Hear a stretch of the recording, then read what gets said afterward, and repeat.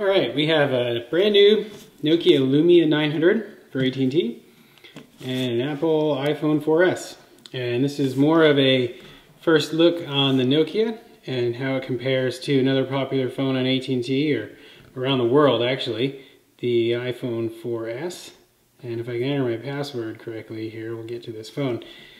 So, side by side, these guys are very, very different.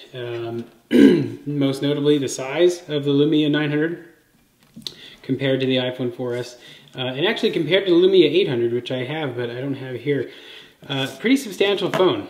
They call it, I think, what is it, maybe a 4.7 inch display on this guy.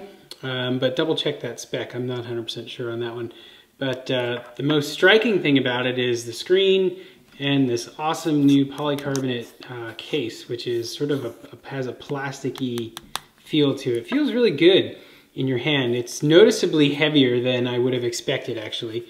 If you compare it to something like the HTC One X, which is also polycarb, it definitely is heavier, and it's on par with the weight of the 4S, and it might even be a hair heavier, actually. But in general, the feel of the phone is really nice. It feels solid. It doesn't feel creaky. It doesn't feel loose. It doesn't feel like it's made out of, garbage materials, or it's not thin and cheap like the Samsung series sometimes feel. And it's different. It's got this sort of odd rectangular shape, similar to the iPhone, but obviously the iPhone has, curved edges as opposed to the sharp edges on the Nokia. But screen is fantastic. Very, very nice color reproduction. Very, very friendly to use. Smooth scrolling, nice quick app launches.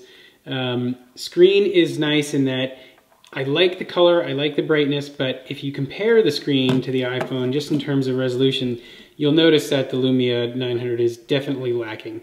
It's definitely not the same caliber as a Retina display.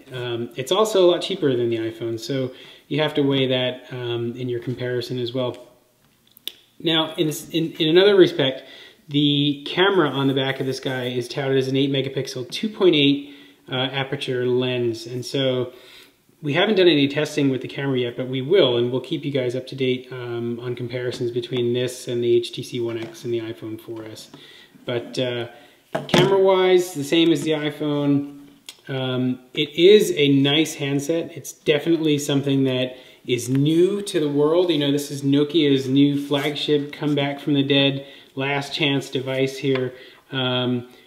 It's worth checking out, especially if you're a Windows Phone fan. I mean, I'm not really a fan of any of these operating systems, or I should say I'm a fan of all of them. I like Android, I like iOS, and I like Windows Phone. But if you're a Windows Phone fan, this is definitely a handset to check out.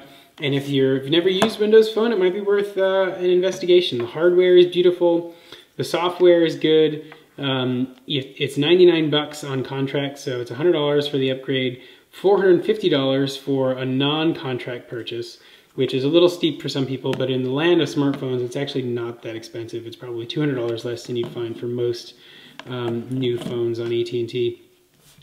So I encourage you guys to check it out, and I also encourage you to check back for more side-by-side reviews and comparisons of the top smartphones for AT&T. Thanks.